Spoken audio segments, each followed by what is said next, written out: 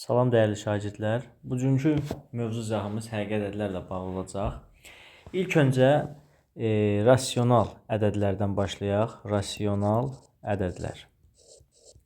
İlk öncə bilək ki, rasional ədədlər nədir? Belə qeyd edirik. Tərif olaraq tərif M daxildir Z, yəni bütün natural ədədlər və deməli tam ədədlər. N daxildir N, yəni natural ədədlər və tam ədədlər daxil olmaqla ixtisar olunmayan, misal üçün M böl N şəklində göstərilə bilən ədədlərə biz deyəcəyik rasional ədədlər. Və rasional ədədlər çoxluğu Q hərfi ilə işarə olunacaq. Misal üçün 0, 1, 2, sonra 13-də 15 olsun, 20-də 17, -3, -5, 4-də 6 və s. Bunlar hamısı daxildir rasional ədədlərə və Q hərfi ilə işarə edəcəyik. Böyük Q hərfi ilə işarə edəcəyik. Sonra rasional ədədlərin müqayisəsi var. Birinci qayda olaraq mənfi ədədlər, misal üçün -1, hər zaman 0-dan kiçik və müsbət ədədlər. Bunu bu cür də qeyd edə bilərik ki, mənfi ədədlər kiçikdir 0, 0-da kiçikdir müsbət ədədlərdən. Bu cür qeyd edə bilərik. Yəni, belə danışaq da, ədəd oxunu çəkirəm. Burası 0. 0-dan sağda bilirik ki, müsbətlər, 0-dan solda mənfi ədədlər. 1, 2.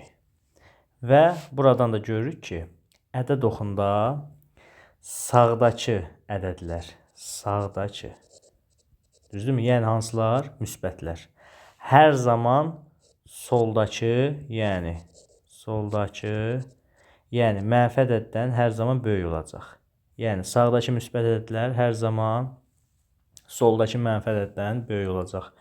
Misal üçün qeyd edirik ki, burası 0, 1, 2, 3, olsun 4. -1, -2, -3, -4. Və buradan da görürük ki, -2 hər zaman, misal üçün 0-dan kiçikdir. Və yaxud -2 hər zaman 1-dən kiçikdir.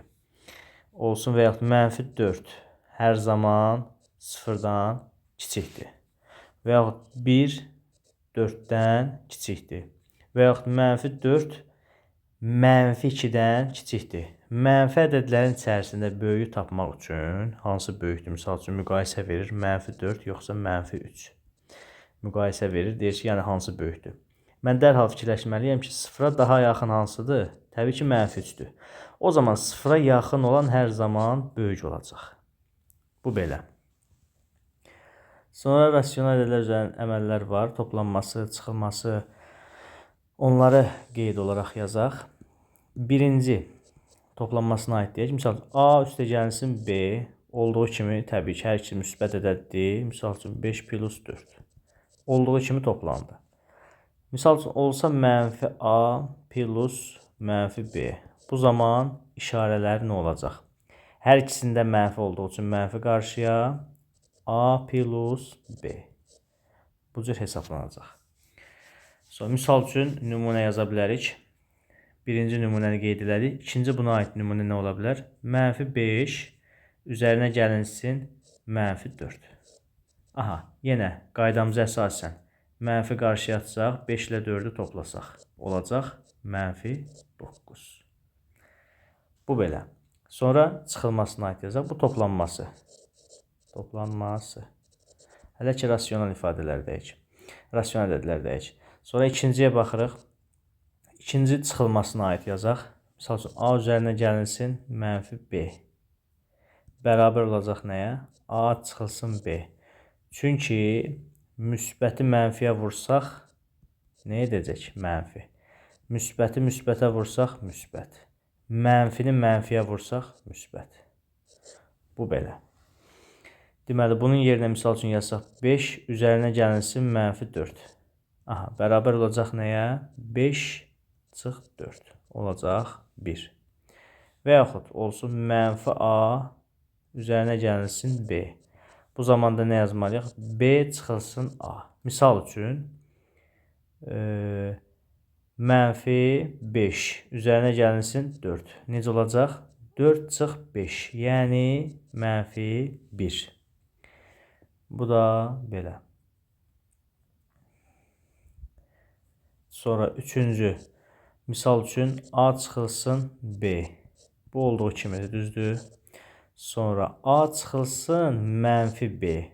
Bu olacaq A üzərinə gəlinsin B. Çünki mənfini mənfiyə vursam müsbət edir. Sonra mənfi A çıxılsın B. Bu zamanda yenə olduğu kimi olacaq.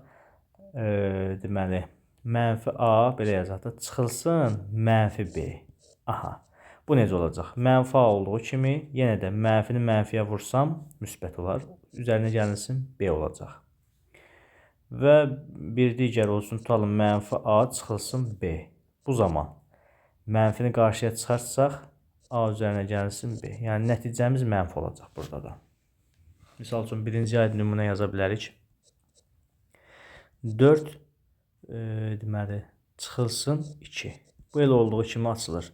Mötərizədən 4 çıx 2 2-yə bərabərdir. Və yaxud 4 çıxılsın mənfi 2. Bu zaman nə olacaq? 4 mənfini mənfiyə vurdum müsbət üzərinə gəlinsin. Yəni 2 olacaq 6. Sonra mənfi 4 çıxılsın mənfi 2.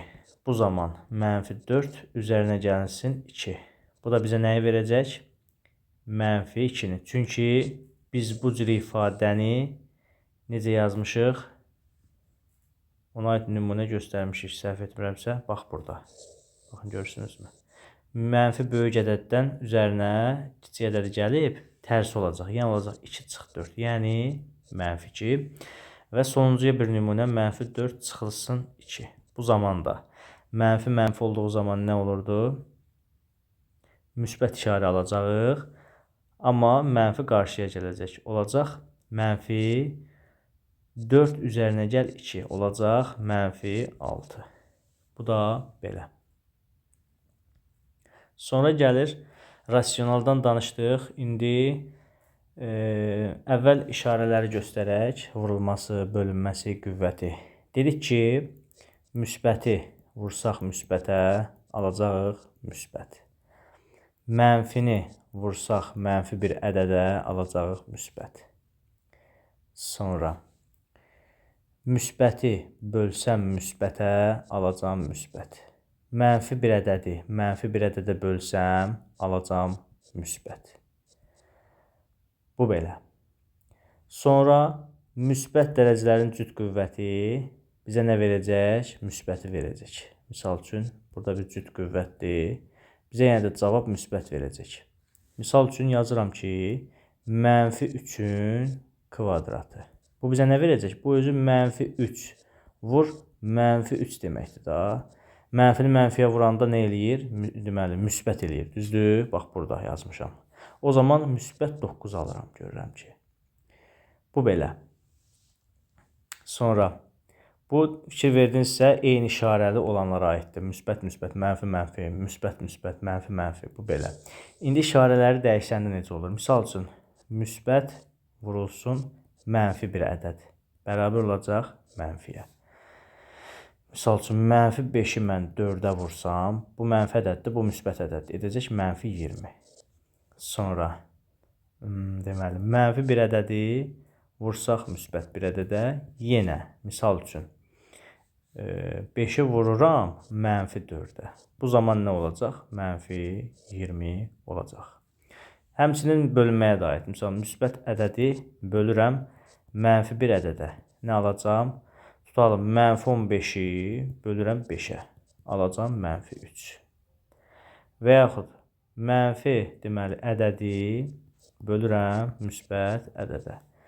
Tutalım, deməli, burada tərsinə yazmışıq, eybi yox. müsbət ədədi -5-ə bölsək, yenə mənfi alıram. Burada da -15-i 5-ə bölsəm, alıram yenə -3.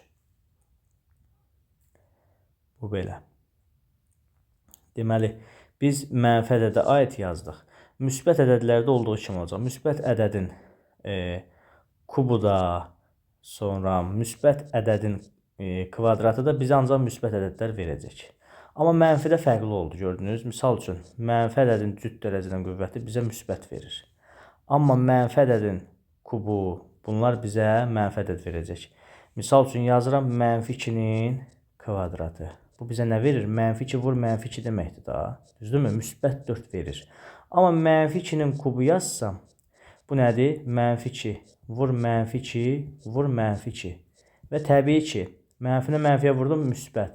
Amma bir dənə -2 qalır. Baxın, müsbəti mənfiyə vuranda mənfi elədiyi üçün mən də bilirəm ki, 2-nin kubu 8-dir. -2-nin kubu artıq mənə verəcək -8-i. Və buradan görürəm ki, mənfi ifadənin kub dərəcədən olanda mənfi ifadə alacağım. Amma cüt dərəcədən olsa müsbət ifadə alacağım. Bu belə. İndi irrasionaldan danışaq. İrrasional ədədlər. İrrasional ədədlər. Tərifi bu cür qeyd edək, əvvəl uşaqlar. Dövrü olmayan sonsuz onluq kəsirlər, yəni belə deyək də, rasionala aidiyyat yoxdur. Rasional olmayan ədədlər, irrasional ədədlər adlanır. Dövrü olmayan sonsuz onluq kəsirlər, yəni rasional olmayan ifadələr. Rasional olmayan ifadələr. Rasional olmayan ifadələr nə adlanacaq? İrrasional. İrrasional ədədlər adlanacaq. Misal üçün, indi irrasional ədədlər çoxluğu da böyük ilə işarə olunur. Misal üçün, kök altda 5, kök altda 3, sonra kök altda 2. Görürsün, heç birindən ədəd çıxmır da. Misal üçün, kök altda 4 bilirəm ki, tam buradan 2 çıxacaq. Amma 5-dən çıxmır, 3-dən bir ədəd çıxmır. Deməli, belə qeyd edə bilər ki, kök altda hər hansı bir ifadə, misal üçün, x ifadəsi də bu ifadə. Əgər burada x ədədi hər hansı natural ədədin kvadratı deyilsə, hər hansı natural ədədin kvadratı deyilsə, o zaman irrasionaldır.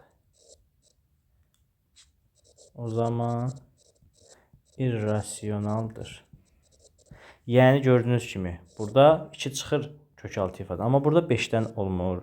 Yəni kök altı 3-dən ifadə çıxmır. Kök altı 2-dən ifadə çıxmır. O zaman bunlar da hamısı nəyə aiddir? İrrasionala. Davamlı olaraq yaza bilərik. Misal, pi-nin qiyməti 3,14. Sonra qeyd edə bilərik. E-nin qiyməti, təxmini E-nin qiyməti 2,71. Sonra kök altda 2 özü təxmini bu ifadədən çıxacaq 1,41. Bunlar. Burada əsas deməli nə deyə bilərik? Pi-yə verilir Arximed sabiti. E-yə də deyirik Euler sabiti. Bunu da qeyd edərsiniz. Bu belə. Ən nəhayət, deməli, rasional, irrasional izah elədik. İndi gələk həqiqi ədədə. Həqiqi ədəd. Burada ilk öncə tərifi qeyd edək. Tərif qeyd edər zaman yazmaq üçün, yəni belə deyək də, həm rasional, həm irrasional əgər bir yerdədirsə, bu artıq həqiqi ədədlər adlanır. Yəni tərif kimi yaza bilərik. rasional və irrasional ədədlər birlikdə nə adlanır? Həqiqi ədədlər adlanır. Həqiqi ədədlər adlanır. Bu belə. Və həqiqi ədədlər böyük R hərfi ilə işarə olunur. İşarə olunur. Böyük R hərfi ilə işarə olunacaq. Bu belə.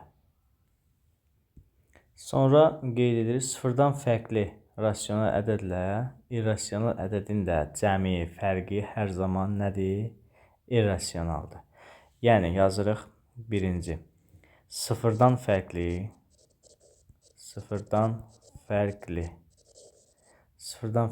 rasional ədədlə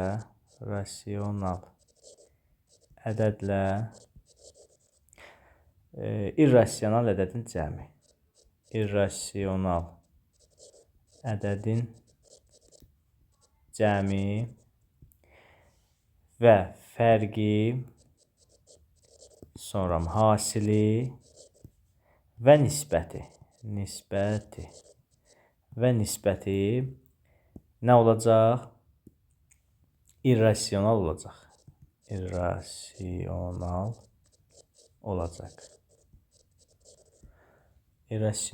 olacaq.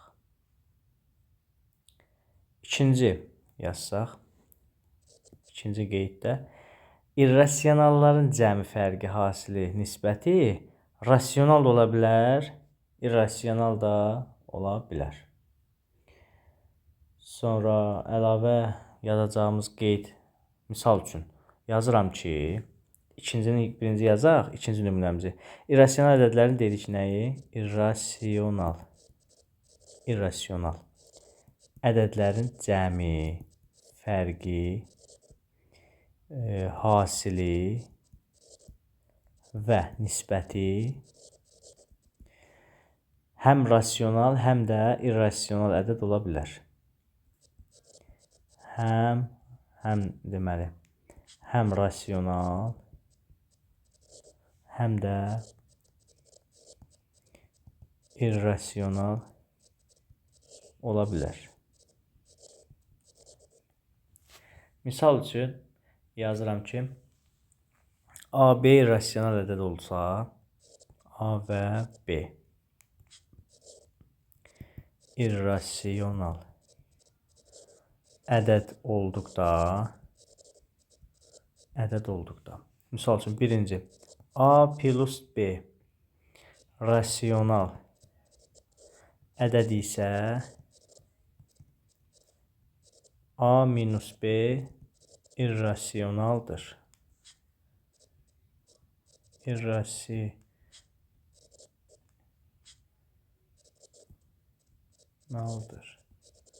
Bu belə.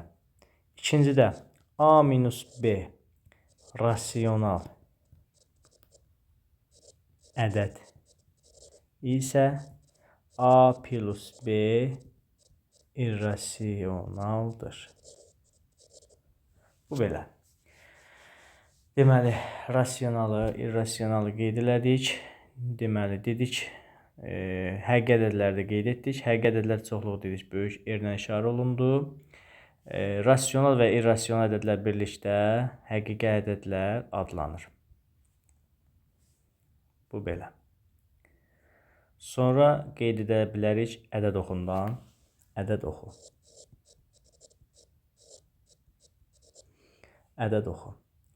Ədəd oxudan artıq bildiyiniz kimi ədəd oxu verilir. Üzərində də nə qeyd olunur? Nöqtə, istiqamət, bərabər bölgü vahidi olur. Düzdür? Üzərində deməli başlanğıc nöqtəsi və nöqtələr, bölgülər qeyd olunursa, biz buna nə deyəcəyik? Ədəd oxu deyəcəyik. Yəni bu işarə sol, mənfi ədədlər, sıfırdan sağda müsbət. Yəni tərif olaraq belə qeyd edə bilərik. Üzərində başlanğıc nöqtə, istiqamət və bərabər bölgü bərabər bölgü vahidi olan düz xəttdə ədəd oxu deyilir. Bu belə. Sonra qeyd edə bilərik əks ədədlər və tərs ədədlər. Birinci, əks ədədlərdən danışaq. Əks ədədlər. Əks ədədlər ədəd oxuda başlanğıc nöqtədən eyni məsafədə olan ədədlərə əks ədədlər deyilir. Başlanğıc məsafədən, yəni belə deyək də, ədəd oxunda başlanğıc nöqtədən eyni məsafədə olan ədədlərə. İndi onu yazacaq. Əvvəl qeyd kimi nə yazacaq? Yazacaq ki, əks ədədlər yalnız işarəsi ilə fərqlənir. İşarəsi ilə fərqlənir. Əks ədədlər yalnız işarəsi ilə fərqlənir. Və əsas, deməli bu birinci, ikinci də əsas nəyə diqqət eləməliyik? Əks ədədlərin cəmi hər zaman sıfıra bərabər olacaq. Əks ədədlərin cəmi sıfıra bərabər olur. Sıfıra bərabər olur. İndi baxırıq ədəd oxunda göstərək.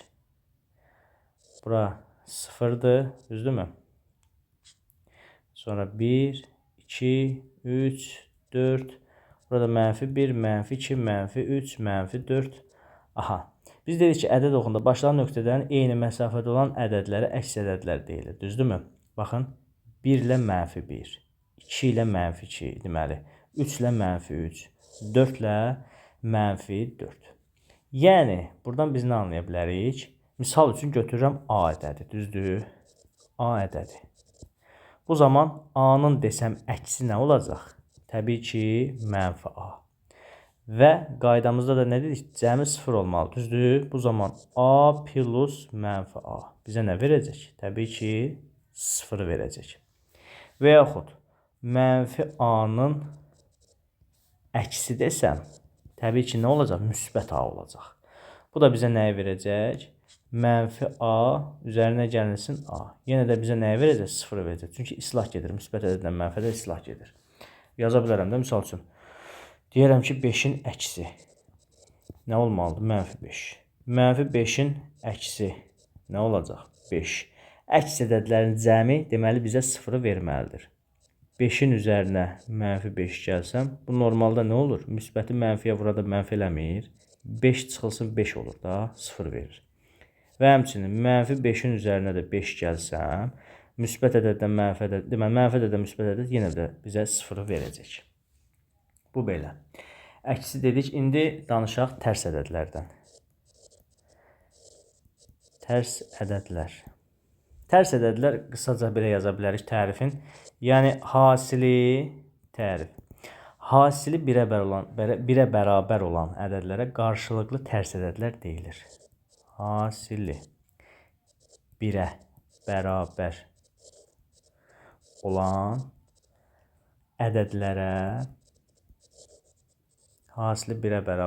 ədədlərə qarşılıqlı tərs ədədlər deyilir. Qarşılıqlı tərs ədədlər. Qarşılıqlı tərs ədədlər deyilir.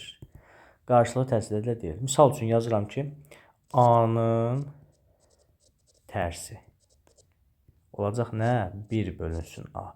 Normalda misal üçün deyirəm ki, 5-in tərsi nədir? Deyəcəksən 5-də 1. Çünki 5 özü bu vəziyyətdə 1-də 5 demək deyil. Çünki 5 böl 1 bizə nə verir? Elə 5-i verir da. Yəni 5 özü elə 1-də 5 deməkdir.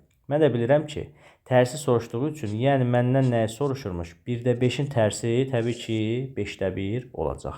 Və yaxud bu formada yazmasanız belə, misal üçün 7-nin tərsi nə olmalıdır? 7-də 1.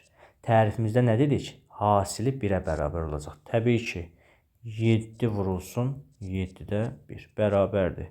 Bu özü ilə nədir? 1-də 7 deməkdir da. Vursam 7-də 1-ə, hər tərəflər ixtisar getsə, yalnız qalacaq 1. Bu da olacaq tərs ədədlərin tərifi. Misal üçün, yazsaq 9-un tərsi 9'un tərsi olacaq 9'da 1. Tutalım bu dəfə deyirəm ki, misal üçün 5'də 6'nın tərsi. Bu da elə eyni qayda. 6 ilə 5 yerini dəyişəcək. Olacaq 6'da 5. Bu da belə. Sonra misal üçün bizim qarşımıza sual çıxa bilər ki, misal üçün yazılıb ki, 3 ədədinin əksi ilə tərsinin fərqini tap. Tərsinin fərqini tapın. Düzdürmü? Dərhal gəlirəm. Birinci əks soruşmur. Əksdə nə yazmalıyam? -3. Və fərqini soruşacaq. Çıxacam tərsi. 3'ün də tərsi nədir? 3'də 1. Vəssalam. Bu da bərabər olacaq nəyə? -3 tam 3'də 1. Vəssalam. Bu belə. Sonra biz nəyə qeyd eləyək? Ədəd oxunda məsafə. Yazırıq misal ədəd oxunda məsafəni tapmaq. Məsafəni tapmaq. Misal üçün deyirik ki, ədəd oxunda A və B nöqtələri arasındakı məsafəni tap. Birincidə. A və B ədədlər, düzdürmü? Ədəd oxunu çəkirəm. Bura olsun A, bura olsun B. Və təbii ki, B olacaq sağdakı ədəd, A da olacaq soldakı ədəd. Soldakı ədəd. Bunların arasında da bir məsafə qeyd eləyək. Burada olsun L. Məsafəyə də L deyək. Aha. Deməli, burada L nəyə bərabər olacaq? L olacaq sağdakı ədəd, yəni L bərabər olacaq. Sağdakı ədəd nədir? B-dir, düzdür? B çıx soldakı ədəd nədir? A. Vəssalam. Yəni, məsafəni tapmaq üçün böyük, yəni müsbət ədəd verilir. Sağdakı ədəd müsbət olur da axı. Yəni, həmin bu ədəd çıxılsın soldakı ədəd. Belə qeyd eləyək. Mənfi müsbətini qarışdırmayaq əsas. Əvvəl yəni nəyə qeyd eləyək? Sağda veriləcək ədəddən soldakı ədədi çıxmalıyıq. Vəssalam. Nümunə misal üçün yazıb ki, ədəd oxunda tutalım olsun -4 və 3 ədədləri arasındakı məsafəni tap. Məsafəni tapın. Əla. Dərhal nəyə qeyd eləməliyəm? Bilirəm ki, mənfi ədəd solda olacaq da. Düzdür, təxmini mənfi ədəd burada, müsbət ədəd də buradadır. Yenə həmin qaydanı yadımıza salsaq, bura L idi, bura A idi, bura B idi. Düzdürmü? Biz də demişdik, L-i tapmaq üçün B-dən A-nı çıxmalıyım. Yəni, məsafə nəyə bərabərdir? Bu L məsafədir A. Məsafə. L bərabərdir, yəni 3 çıxılsın -4. Bu da nəyə bərabər olacaq? Mənfini mənfiyə vuranda təbii ki, nə eləyir? Müsbət olur. 3 üzərinə gəlinsin 4. Yəni 7. Vəssalam. Bu belə. Sonra bunun fərqli cürə sualları da olur. Misal üçün ikincini nə yazırıq? Birinci oldu ədəd oxunda verilən ədədlər arasındakı məsafə. Bir digərində isə soruşacaq. Ədəd oxunda AB qeyd edirik də, düzdürmü? Ədəd oxunda deyəcək A-dan B vahid məsafədə yerləşən ədədi tap. B-dən A vahid məsafədə yerləşən ədədi tap. İndi o necə hesablanır? İndi onu qeyd edirik. Yazırıq. Bu dəfə ikinciyə aid. Ədəd oxunda A-dan B vahid məsafədə yerləşən ədədlərin tapılması. Yerləşən ədədlərin tapılması. Bu belə. Yenə də bir qayda olaraq ədəd oxunu çəkək. İlk öncə ədəd oxunda anlayaq. Bura olacaq sağdakı ədədlər, düzdürmü? Burada olacaq soldakı ədədlər. Yəni dərhal mənfi yadımıza düşür da. Bura yazıram A ədədi. Soldakı ədəd nə olacaq? A minus B, Sağdakı ədəd nə olacaq? A plus B olacaq. Düzdür? İndi A çıxılsın B-dən. Belə yazaq da. Belə götürək. Hər ikisində də nəyə soruşur? B vahid. Düzdür? B vahid. B vahid, B vahid. Əgər indi tapmaq üçün də belə deyək. Sağdakı ədəd oxla göstərək. Yəni belə, sağdakı ədəd. Sağdakı ədəd. Sağdakı ədəd nə olacaq? A plus B. Düzdürmü? Soldakı ədəd nədir? Soldakı ədəd. A minus B. Bu belə. İndi gəlin bunun üzərində misalın həllinə baxaq. Misal üçün nümunə bir sual yazıram. Nümunə sual. Ədəd oxunda. Tutalım ki, verib 3-dən 4 vahid məsafədəki ədədləri tap. 3-dən 4 vahid məsafədəki ədədi tapın. Vəssalam da. Yəni, həmin məsafədəki ədədlər nə olacaq? Yazdığı, hanı sağdakı ədəd və soldakı ədəd. Düzdürmü? Sağdakı ədəddirsə 3-ün üzərinə 4 gəldim. Elədi 7. Soldakı ədəddirsə 3-dən çıxdım 4. Elədi -1. Vəssalam. Deməli, sağdakı ədəd budur. Sağdakı ədəd. Bu da nədir? Soldakı ədəd. İndi yazsaq, bu qaydaya əsasən yazsaq, necə yazarıq? Ədəd oxun çəkərəm. Düzdürmü? Təxmin 3-dən deyib, baxı 3-dən 4 vahid deyib. Burada 3-ü qeyd eləyərəm. Əla. Olacaq 3-dən 4 vahid. Sağdakı oldu nə? 7. Soldakı da oldu nə? -1. Vəssalam. Bu da belə. Sonra növbəti qeydimizi yazırıq. Ədədin tam və kəsir hissələri. İndi ona baxaq. Deməli, ədədin tam və kəsir hissələri. Burada necədir? Birinci tam hissəni tapmalıyıq. Tam hissə nəyə deyilir? Onu qeyd eləyəcəyik. İşarəsini qeyd eləyəcəyik. İlk öncə tərifi yazsaq, tərifi qeyd eləsək.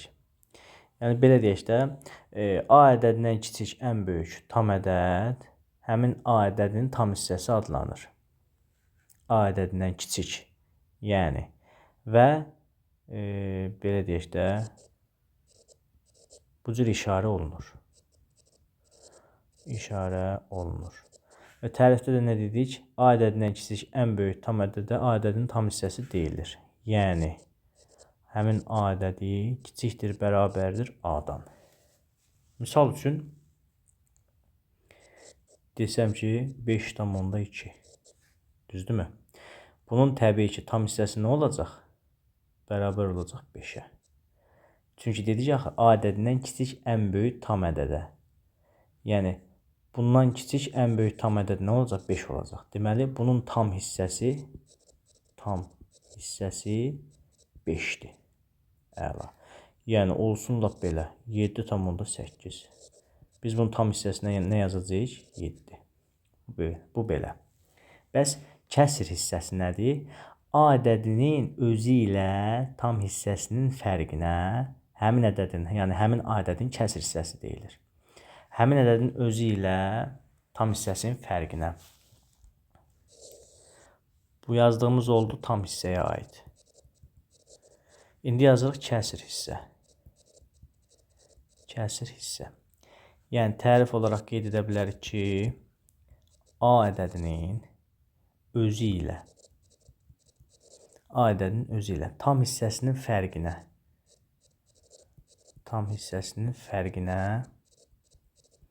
yəni nəyə? Həmin deməli A ədədi çıxılsın onun tam hissəsi. Düzdürmü? Bu olacaq həmin ədədin kəsir hissəsi. Desəm ki, misal üçün, həmin bu ədəd deyil, misal üçün, belə yazaq da, 5,2. Mən bunu desəm kəsir hissəsini tap. Necə tapacaq? Bərabərdir şərtimizə əsasən nə dedik? Həmin bu ədədin özü, düzdür? Həmin bu ədəd verilib. Yəni 5,2 çıxılsın tam hissə, düzdürmü? Yəni 5,2 çıxılsın 5. Buradan alıram ki, kəsir hissə nəyə bərabər imiş? 0,2-yə bərabər imiş. Bu belə. Və yaxud olsun 6,3 verib. Deyirəm ki, kəsir hissəsini tap. Kəsir hissəsini tapın. Düzdürmü? Yenə də nə yazacağım? 6,3 çıxılsın tam hissəsini bu cür yazmalıyıq axı. Deməli 5,2 yazdım. 6,3 düzdürmü? Mən də bilirəm ki, 6,3-dən bunun tam hissəsi nədir? 6. Ədədin özündən tam hissəsini çıxırıq, alırıq kəsir hissəni. Bu oldu kəsir. Kəsir hissə. Bu tam hissə. Bu da ədədin özü. Ədəd tam hissə, kəsir hissə. Bu da belə hesablanmış olacaq.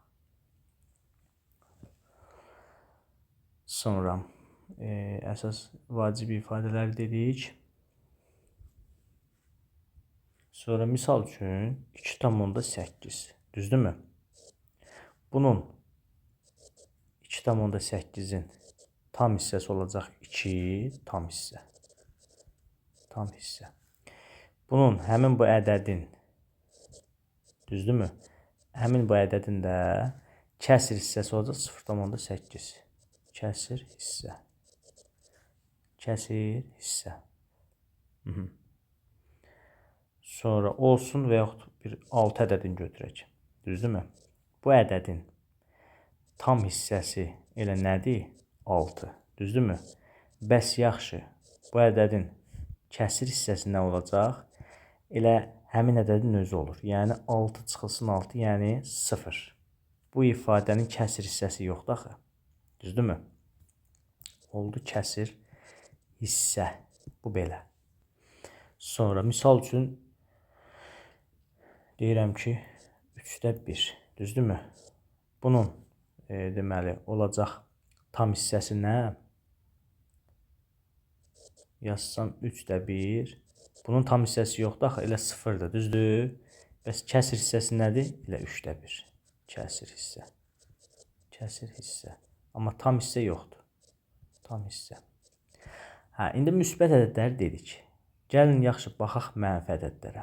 Misal üçün yazıram -4,2. Deyəcəm ki, bunun tam hissəsi, kəsir hissəsi nəyə bərabərdir? Və biz ədədin deməli kəsir hissəsini tapmaq üçün yenə həmin ədəddən çıxırıq həmin ədədin tam hissəsini, düzdür? Yəni -4,2-dən çıxacam nəyi? -5-i. Bu ifadənin tam hissəsi nə olacaq? -5 olacaq, düzdürmü? Buradan da alıram. Cavabımız neçə eləyəcək? 0,8 eləyəcək. Və yaxud olsun tutalım -6 ədədi. Bunun da yenə tam hissəsi nədir? -6-nın özü. Düzdürmü? Amma ki, kəsir hissəsi, yəni -6-nın kəsir hissəsi nədir? Yoxdur. Bunu da bu cür tapa bilərik. Misal üçün yazsam -8,7. Bunun tam hissəsi nə olacaq? -9. Yəni bir vahid görürsünüz özündən artıq olur. Və yaxud -10. 10,7. Bunun tam hissəsi olacaq -11. Olsun -2,3. Bunun tam hissəsi olacaq -3. Bunlar da qeyd edərsiniz. Sonra belə yazırıq əlavə. Belə deyək də. Misal üçün bizim qarşımıza çıxacaq kök adda tutalım 27. Deyəcək ki, ədədin tam və kəsir hissəsini tapın. Düzdürmü? Biraz yazıda cəld yazıram vaxta görə, ona görə üzrlü sayarsınız. Xət biraz belə qarışıq düşür. Əsas odur ki, dediyimi anlayın da. Yəni dilimlə deyirəm ki, ədədin tam və kəsir hissəsi, düzdürmü? Bizdə verilib bu ifadə. Deyir ki, kök altda 27-nin tam və kəsir hissələrini tapın. İlk öncə gəlib kök altda 27-ni yazıram. Görək bu ifadədən təxmini neçə çıxa bilər? Kök altı ifadədən 6 çıxmaz, 36. Bu təxmini 5 ilə 6 arasında bir ədəddir də, düzdürmü? Tutalım ki, olsun 5 tam 1 olsun. Fərq etmir. 5 tam %19 olsun lap. Bu da təqribi nə eləyəcək? 5 tam 2 çıxır da, belə deyək, yaxşı. 5 tam 2 olur. Yəni buradan anlayıram ki, kök altda 27-nin tam hissəsi 5-dir. Düzdürmü? 5-dir. Bəs kəsr hissəsi nəyə bərabər olacaq? Həmin kök altda 27-dən çıxacam 5-i. Vəssalam. Bu da olacaq kök altda 27-nin kəsr hissəsi. Kəsr hissəsi. Çünki biz nə demişdik? Kəsr hissəni tapan zaman ədəddən ədədin tam hissəsini çıxırıq. Düzdürmü? Verilən ədəd həmin ədədin kəsr deməli tam hissəsi çıxan kimi həmin ədədin kəsr hissəsini alınır. Bu da belə. Bəs yaxşı olsa, misal üçün mənfi kök altda 20. Bəs bunun tam hissəsi və ya deməli tam hissəsini və kəsr hissəsini tap desə. Düzdürmü? Yenə də təxmini kök altda 20 hansı ifadələr arasındadır? 4 ilə 5 arasında, düzdürmü? Təxmini 4 ilə 5 arasında bir ədəddir da bu. Burada haradasa, təxmini burada yerləşir. Yəni yazaram, mənfi kök altda 20 bərabərdir.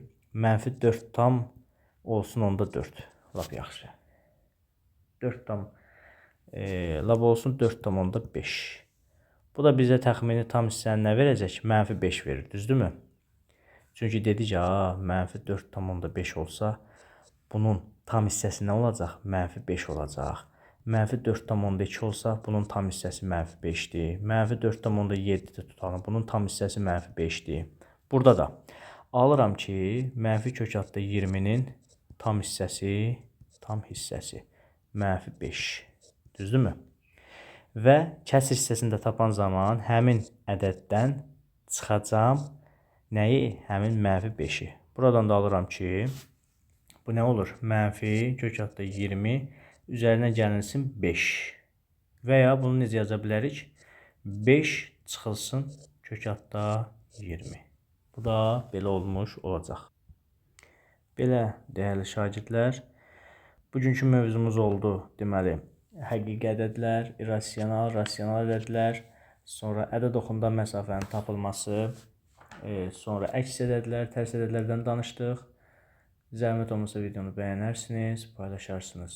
Əlavə bu mövzunun ardı olaraq ədədin modulu, həndəsi orta, ədədi orta bu videolarda tez zamanda gələcək. Sağlıqla qalın, özünüzə yaxşı baxın.